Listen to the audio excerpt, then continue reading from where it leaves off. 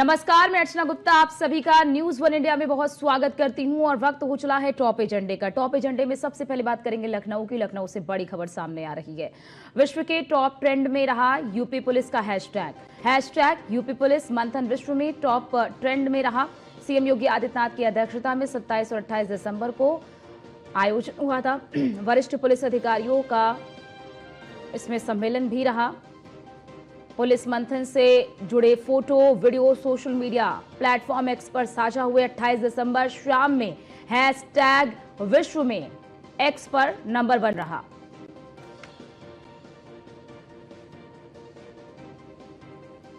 तो ये बड़ी खबर आपको बता दें, 28 दिसंबर शाम का समय जब यह hashtag social media platform x पर नंबर 1 रहा। वरिष्ठ पुलिस अधिकारियों का सम्मेलन ट्रेंडिंग में रहा।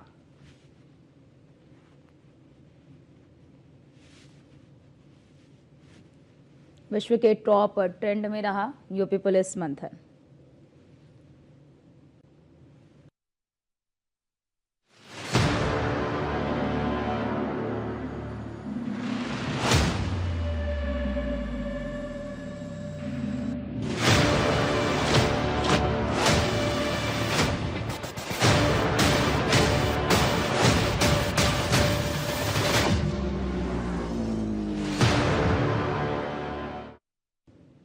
और अब बात करेंगे पूरे उत्तर भारत में कड़ाके की पड़ रही ठंड की। यूपी में भीषण ठंड से आम जनजीवन बेहाल हो चुका है। मैदानी इलाकों में पहाड़ों पर बर्फबारी का असर देखने को मिल रहा है। घने कोहरे की वजह से सड़क, रेल, हवाई यातायात प्रभावित हो रही है। आज 37 जिलों में घने कोहरे का ऑरेंज अलर्ट जारी किया गया। प्रयागराज, वाराणसी, कानपुर समेत कई जिलों में चेतावनी जारी कर दी गई है। दिन के तापमान में भारी गिरावट दर्ज की गई है।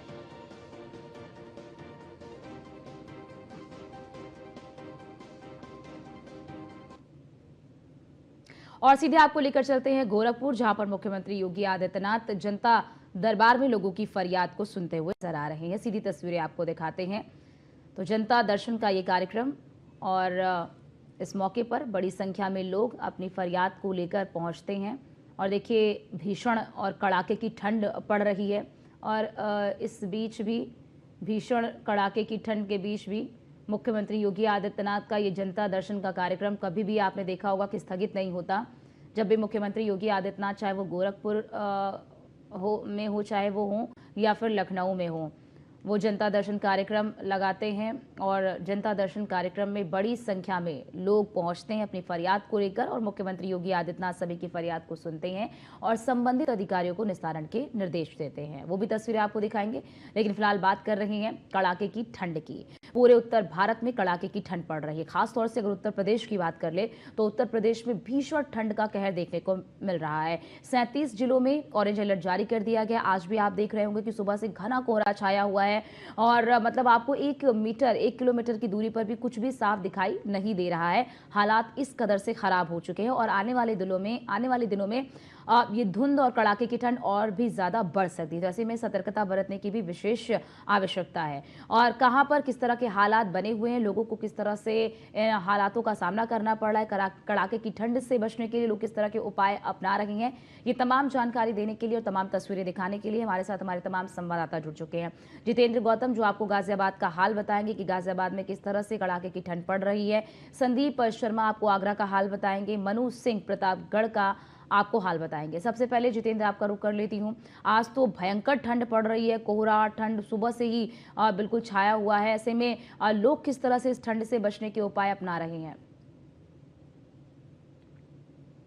करते हैं दिल्ली एनसीआर में तो कल शाम से ही लग गया था कि कोहरा बहुत ज्यादा रहने वाला है, क्योंकि पिछले 2 दिन से लगातार कोहरा बना हुआ था और ऐसा ही आज सुबह भी देखने को मिला है। जिस तरह से कोहरा रहा है, लगभग 100 मीटर की जो विजिबिलिटी है वो फिलहाल हो रही है। लेकिन यही अगर हम हाईवे पर पहुंचते हैं तो वहां पर 50 मीटर के आसपास की विजिबिलिटी रह जाती है, जो कि हादसों को दावत भी देती है। वहीं दूसरी ओर अगर बात करते हैं ठंड से बचने के लिए, तो लोग लगातार जो है आग जला रहे हैं, अलाव की व्यवस्था कर रहे हैं ताकि ठंड से बचे रह सके। वहीं गाजियाबाद में ठंड के साथ साथ जो प्रदूषण है वो भी लगातार बना हुआ है। गाजियाबाद में आज 449 गाजियाबाद के लोनी का प्रदूषण बना है। तो वहीं और अभी तापमान कितना है गाजियाबाद का?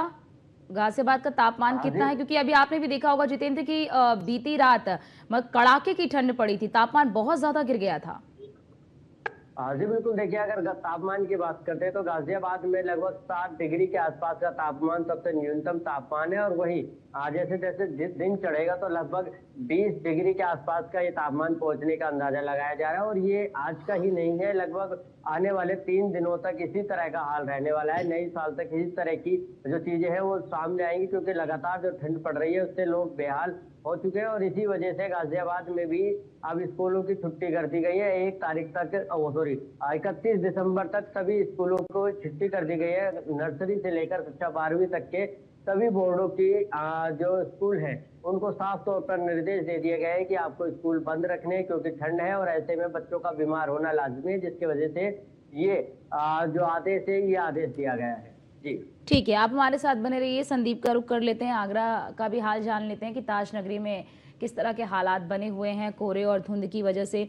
और संदीप, मैं तो आपके पीछे ही देख पा रही हूँ कि बहुत ज़्यादा घना कोहरा है और विजिबिलिटी बेहद शून्य नज़र आ रहा है। तो ऐसे में कड़ाके की ठंड से बचने के लिए लोग किस तरह के उपाय अपना रहे हैं, और क्या जो व्यवस्थाएं की गई हैं वो व्यवस्थाएं दुरुस्त हैं? क्या कोई खुले में सोने के लिए मजबूर तो नहीं है?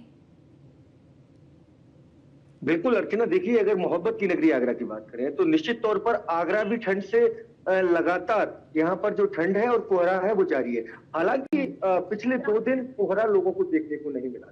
ठंड तो थी लेकिन कोहरा नहीं था, और यही कारण था कि धूप निकल रही थी जिससे लोगों को राहत मिल रही। लेकिन जैसे जैसे कल शाम हुई, शाम होते होते ठंडी ठंडी शीतलहर चली, उसके साथ जो गलन वाली ठंड थी वो बढ़ गई।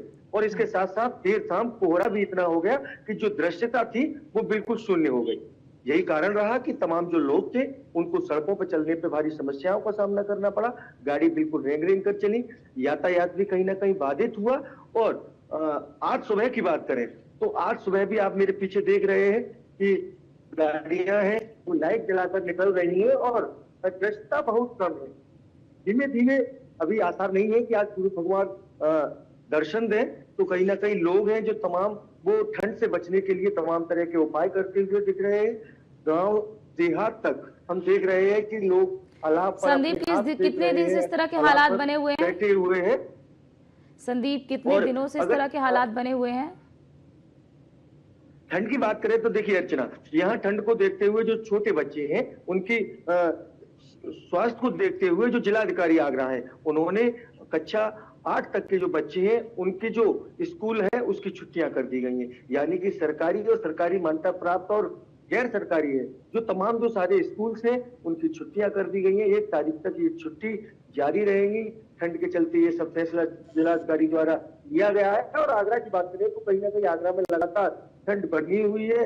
अगर अभी आपने कहा आदेशों की बात करें तो जिस तरीके से मुख्यमंत्री योगी आदित्यनाथ ने जो आदेश दिया उसके बाद कहीं ना कहीं जो तमाम रेन बसेरे बनाए हुए हैं उनका भी लगातार जो अधिकारी है वो सड़कों पर उतर रहे हैं, निरीक्षण भी करते हुए दिखाई दे रहे हैं। ये जिम्मेदारियां शहर से लेकर देहात तक दी गई हैं। उप जिला अधिकारियों को जिम्मेदारियां दी गई हैं कि उनके तहसील क्षेत्र में जो भी नगर पंचायत है, नगर पालिका है, वहां पर जाकर वो उन सभी चीजों का निरीक्षण करें और वहां पर इन चीजों को देखें कि किसी चीज की कोई कमी तो नहीं है। मतलब कि अच्छा मतलब साफ तौर पर है कि कोई भी गरीब असहाय खुले में न सो पाए। तो यही कारण है कि कहीं ना कहीं अधिकारी भी यहाँ लगातार सड़कों पर दिखाई दे रहे हैं। ठीक है, आप हमारे साथ बने रहिए। मनु का भी रुख कर लेते हैं, प्रतापगढ़ का हाल जान लेते हैं। मनु, बात अगर प्रतापगढ़ की करें तो यहाँ पर मौसम के किस तरह के हालात हैं? मौसम ने किस तरह से यहाँ पर एक तस्वीर दिखा रखी है, किस तरह से करवट बदल रहा है मौसम यहाँ पर? लगातार हमें शीतलहर भी पड़ रही है। वही बात की जाए कोयले की, करीब 48 घंटे से कोयला तो नहीं है, लेकिन जो शीतलहर है वो लगातार चल रहा है। यहाँ तापमान ठंड लगातार बरकरार है। तापमान न्यूनतम 9 डिग्री पहुंच चुका है, अधिकतम अनुमान 17 डिग्री लगाया जा रहा है। वही बात की जाए बसेरों पर, जिस तरह से प्रतापगढ़ में कहीं न कहीं बीच में लापरवाही पाई गई थी, जहाँ लोग ठहराव करते हैं और आराम करते हैं। प्रतापगढ़ डीएम श्रावस्ती ने निरीक्षण भी किया था करीब 4 से 5 लाइन बसेरों का, जहाँ उसमें कमियां पाई गई थी। कुछ जगह बिस्तर नहीं थे, कुछ जगह तखत नहीं थे, तो उन्होंने अधिकारियों को फटकार लगाई। उसके बाद वहाँ पे व्यवस्था की गई। हालांकि बात की जाए स्कूलों की बात की, जहाँ प्रतापगढ़ में कल से 20 हुआ कक्षा 1 से आज तक के स्कूल को 1 जनवरी तक के लिए बंद कर दिया जाए। वही लेकिन बात की जाए गांव में ग्रामीणों की बात की जाए, जो ग्रामीण में स्कूल है लेकिन प्रशासन का कोई प्रभाव नहीं दिख रहा। ग्रामीणों में स्कूल खुला हुआ है लेकिन बच्चे जो है दोपहर में अपना जा रहे हैं और पढ़ाई के लिए। हालांकि जो है बात की जाए प्रतापगढ़ में जिस तरह से ठंड को लेकर कई ट्रेनें भी निरस्त हो चुके हैं। बीच में कोहरे लगातार 1 हफ्ते पड़े थे जहाँ कई ट्रेनें निरस्त हो चुकी, तो लोगों को ग्रामीण में अलाव के सहारे जीना पड़ रहा है। जी ठीक है। और मनु, यहाँ पर कितने रैन बसेरे बनाए गए हैं? कोई भी व्यक्ति खुले में सोने के लिए मजबूर तो नहीं है? कोई व्यक्ति सड़क पर तो नहीं सो रहा है? हाँ। हालांकि प्रतापगढ़ नगर कोतवाली में जो है प्रतापगढ़ में लगभग 3 रैन बसेरे बनाए गए हैं, जो कि सबसे बड़ा रैन बसेरा है जो कि प्रयागराज और राजमार्ग के आदियाल है, जहाँ पर वहाँ सबसे व्यवस्था कराई गई है। करीब 100 से अधिक लोग वहाँ पर ठहराव कर सकते हैं। बस स्टैंड की बात की जाए, बस स्टैंड पर भी रैन बसेरा बनाया गया है और उसके बाद रेलवे स्टेशन पर बनाया गया है। वही वृद्धा आश्रम के बाहर भी रैन बसेरा बनाया गया है। जी ठीक है, आप हमारे साथ बने रहिए। जितेंद्र का रुख कर लेती हूँ। जितेंद्र, देखिए सबसे बड़ी बात कि आप जैसा कि लगातार बता भी रहे हैं कि कोहरा और प्रदूषण, ठंड, प्रदूषण, कोहरा, ये तीनों मार जो है वो गाजियाबाद के लोग झेल रहे हैं। तो क्या जो 37 जिले हैं जहां पर ऑरेंज अलर्ट जारी किया गया उसमें गाजियाबाद भी शामिल है? हाँ जी बिल्कुल, देखिए गाजियाबाद का शामिल होना लाजमी है, क्योंकि जिस तरह से हवा का जो प्रभाव है वो रुका है, उससे कहीं ना कहीं कोहरा जो है वो बढ़ जाता है। क्योंकि अगर हम पिछले कुछ दिनों की बात करते हैं तो लगातार 10 से 12 किलोमीटर प्रति घंटे के हिसाब से हवा चल रही थी। वो अब इस समय अगर उसी हवा की बात करते हैं तो 2 किलोमीटर प्रति घंटे के हिसाब से हवा चल रही है। उससे अंदाजा लगाया जा सकता है कि आने वाले समय में भी अगर हवा का प्रभाव इसी तरह से रहेगा तो कहीं ना कहीं कोहरा लगातार हमें देखने को मिलेगा। और यही असर है जो लगातार देखने को मिलता है। और इसी की वजह से जो हाईवेज है, चाहे वो गाजियाबाद का NH58 हो, NH9 हो, NH24 हो या ईस्टर्न पेरिफेरल हो या दिल्ली मेरठ एक्सप्रेसवे हो, इन तमाम एक्सप्रेसवे पर लगातार गाइडलाइन जारी की जा रही है NHIA की तरफ से और साथ ही लोकल पुलिस की तरफ से लगातार वहां पर लोगों को जागरूक करने का काम किया जा रहा है ताकि इस तरह की दुर्घटनाएं ना हो। क्योंकि जब भी कोहरा बढ़ता है तो कहीं ना कहीं दुर्घटनाओं की जो तस्वीरें हैं वो सामने आने लगती हैं और उसको रोकने के लिए लगातार काम किए जा रहे हैं। क्योंकि कोहरा लगातार बढ़ गया और ये जो ऑरेंज जोन जो घोषित किया गया है वो इसी वजह से किया गया है, क्योंकि कोहरा लगातार बनता है और जहां एक और ठंड बढ़ती है वहीं दूसरी ओर इससे दुर्घटना की संभावनाएं है वो भी बढ़ जाती है। अब दूसरी ओर बात करते हैं कि जिस तरह से कल देर रात अचानक ही फैसला आता है कि गाजियाबाद के जो तमाम स्कूल है उनको बंद किया जाएगा क्योंकि ठंड लगातार बढ़ रही है। लेकिन अब हम सुबह देख रहे हैं लगातार स्कूल में जाते हुए बच्चे दिखाई देते हैं, तो उससे कहीं ना कहीं ये अंदाजा साफ लगाया जाता है कि किसी भी तरह के प्रशासनिक आदेश स्कूल पर जो है वो लागू नहीं हो पाते या फिर स्कूल अपनी पूरी तरह से मनमानी करते हैं। यही तस्वीरें जो है हमें बार बार दिख रही है। इसको सब लाइव दे रहे हैं तो देख रहे हैं तमाम स्कूल के जो बच्चे हैं वो स्कूल जाने के लिए तैयार हो रहे हैं और स्कूल निकल भी रहे हैं। तो ये सबसे बड़ी बात है। और ऐसे में जब भी इसमें पूछा जाता है जितेंद्र, क्या निर्देशों के बावजूद भी स्कूल संचालित किए जा रहे हैं? हाँ जी बिल्कुल, अभी तक तो फिलहाल पहली तस्वीर जो है सुबह की यही सामने आ रही है कि किस तरह से जो आदेश दिए गए थे उस आदेश की धज्जियां जो है वो खुलेआम उड़ाई जा रही है। उसमें गाजियाबाद के चाहे बड़े स्कूल हो, छोटे स्कूल हो, तमाम ऐसे स्कूल थे जो लगातार ऐसे दिखाई दे रहे हैं कि किस तरह से जो खुलेआम जो धज्जियां उड़ाई जा रही है। आप तस्वीरें देखिए कि ये किस तरह से जो बच्चों को स्कूल लेकर जा रहे हैं और बाइक पर, दोपहिया वाहन पर भी बच्चे स्कूल जाते हुए दिखाई दे रहे हैं। तो इससे साफ तौर पर जाहिर होता है कि किस तरह से जो खुलेआम जो धज्जियां हैं वो गाजियाबाद प्रशासन की खुलेआम धज्जियां उड़ाई जा रही है। और सबसे बड़ा सवाल यही है कि जब भी इस तरह का आदेश आता है तो आमतौर पर जो तमाम स्कूल प्रबंधक है उनका साफ तौर पर यही कहना होता है कि मैसेज लेट आया है जिस वजह से बच्चों को बताया नहीं गया है। लेकिन सबसे बड़ी बात यह है कि जब ऑनलाइन क्लासेज लगानी होती है तब भी मैसेज लेट जाता है और तमाम बच्चे जो है उनको पता होता है। तो ये सबसे बड़ा सवाल है। ठीक है, आप हमारे साथ बने रहिए। संदीप भी लगातार हमारे साथ बने हुए जो ताज नगरी का हाल बता रहे हैं। संदीप, यहाँ अगर बात कर ले आगरा की तो यहाँ पर लगातार घना कोहरा है और लगातार ठंड बढ़ रही है। ऐसे में पर्यटन कितना प्रभावित हो रहा है? पर्यटकों की संख्या पर भी क्या इसका असर पड़ रहा है? देखिए बिल्कुल अर्चना, कहीं ना कहीं पर्यटकों की संख्या पर बिल्कुल इसका असर पड़ता है, क्योंकि लोग तो पहुंचते हैं वहां लेकिन जब उन्हें ताज का दीदार नहीं होता है, जैसे तमाम पॉइंट्स है, मेहता बाग है, यहाँ अक्सर लोग जाते हैं तो बीच में लगी होती है और इधर मेहता बाग, सामने ताज का दीदार होता है। कहीं ना कहीं लोग ऐसी जगह से अपने फोटो खिंचवाना, सेल्फी लेना, इस तरह की चीजें पसंद करते हैं। हालांकि यहाँ प्रशासन ने यहाँ पर सेल्फी पॉइंट भी यहाँ पर बना रखा है, तो लोग वहां पहुंचते हैं और वहां से ताजमहल का दीदार करने की इच्छा लेकर पहुंचते हैं। मैं जानता हूं कि जितने लोग अगर आगरा ताज का दीदार करेंगे तो वो इस सेल्फी पॉइंट पर जरूर जाएंगे। तो वहां पर जब उन्हें कोहरे के चलते, धुंध के चलते वो ताजमहल नहीं दिखता है, तो कहीं ना कहीं निश्चित तौर पर यह जो तमाम पर्यटक आते हैं उन्हें साफ तौर पर यह बड़ा दुख रहता है कि वो इसको फोटो नहीं खींच पाए, जो ताज है उसको अपने कैमरे में कैद नहीं कर पाए। तो अर्चना, इस तरह की निराशाएं हम देख रहे हैं कि जो तो क्या पर्यटक आ रहे समय में हैं बदलाव उनमें किया देखी गया जा है रही क्या संदीप? समय हालांकि में बदलाव किया गया है क्या? ताज के दीदार के लिए जो पर्यटक पहुंच रहे हैं, अगर उनको दीदार नहीं हो पा रहा है तो क्या समय में बदलाव किया गया है मौसम को देखते हुए?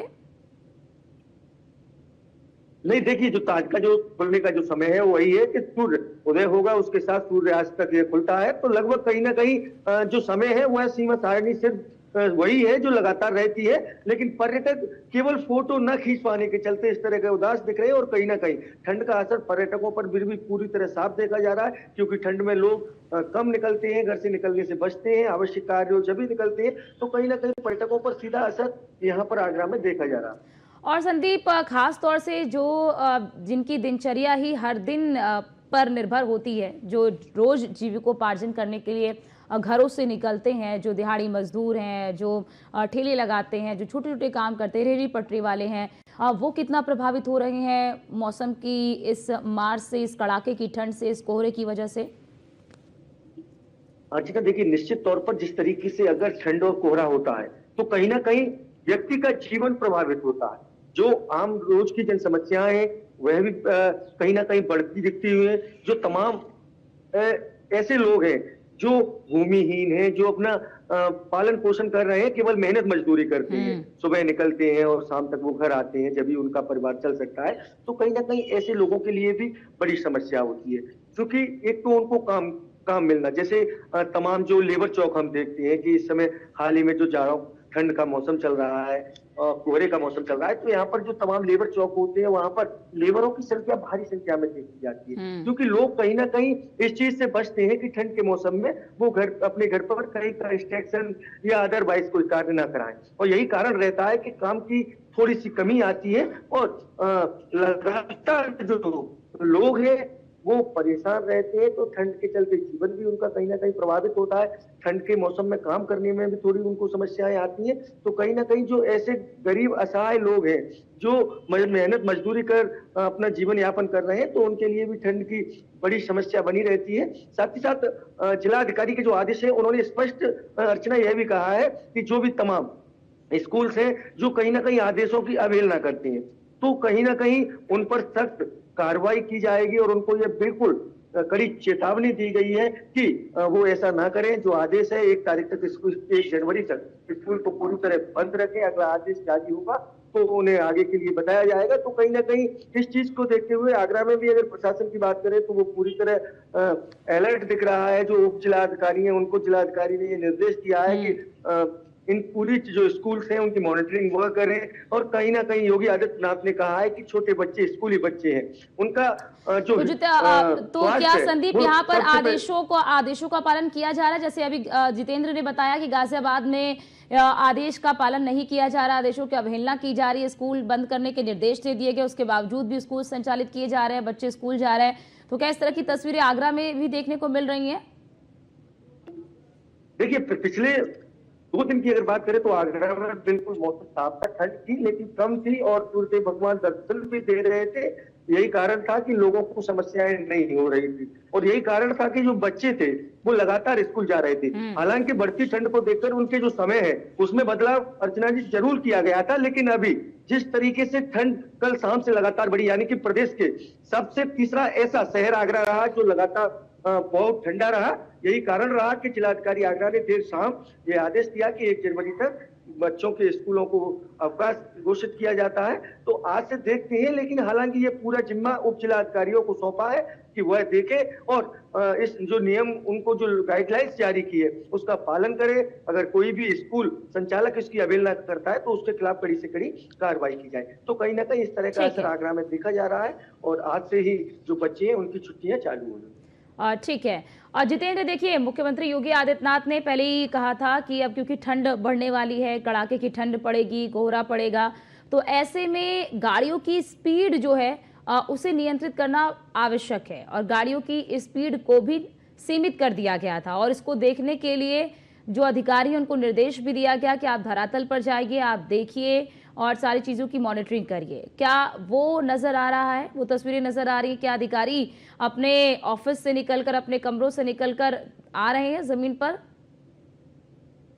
जी बिल्कुल, देखिए इस चीज को लेकर जो है 3 टीम लगातार काम कर रही है। सबसे पहले अगर हम बात करते हैं तो लोकल पुलिस है। लोकल पुलिस का काम है कि अपने एरिया में जहां पर खासतौर पर हाईवेज है वहां पर एक टीम बनाई गई है जिसका काम है कि इन एक्सीडेंट्स को रोकना और अगर कोई भी इस तरह की दुर्घटना होती है तो सबसे पहले उस पर काम करना है और उनको राहत पहुंचाने का काम करना है। दूसरी टीम की अगर हम बात करते हैं तो दूसरी टीम गाजियाबाद पुलिस की ट्रैफिक पुलिस है जिसका काम है कि जिस तरह से वाहन लगातार चल रहे हैं उनकी चेकिंग करनी है, उन पर रिफ्लेक्टर लगाने और साथ ही उनके इंडिकेशन और लाइट्स की चेकिंग करनी है कि क्या उनके ये जो तमाम चीजें हैं जो कोहरे में सबसे ज्यादा जरूरत पड़ती है विजिबिलिटी कम हो जाने के बाद, क्या वो सही प्रॉपर तरीके से काम कर रहे हैं। अगर काम कर रहे हैं तो ठीक है, अगर नहीं कर रहे हैं तो उनको सही कराने के निर्देश भी देने हैं। अगर कई बार ऐसे भी देखा जाता है कि ये लगातार इस तरह की चीजें होती है तो उनके गाड़ियों को जब्त करना है, सीज करना है या फिर उनके चालान काटने हैं। ये 2 काम लगातार हो रहे हैं। अगर हम तीसरी टीम की बात करते हैं तो गाजियाबाद में NHIA की टीम जो है वो भी लगातार काम कर रही है, दिल्ली NCR में काम कर रही है और उनका भी साफ तौर पर यही काम है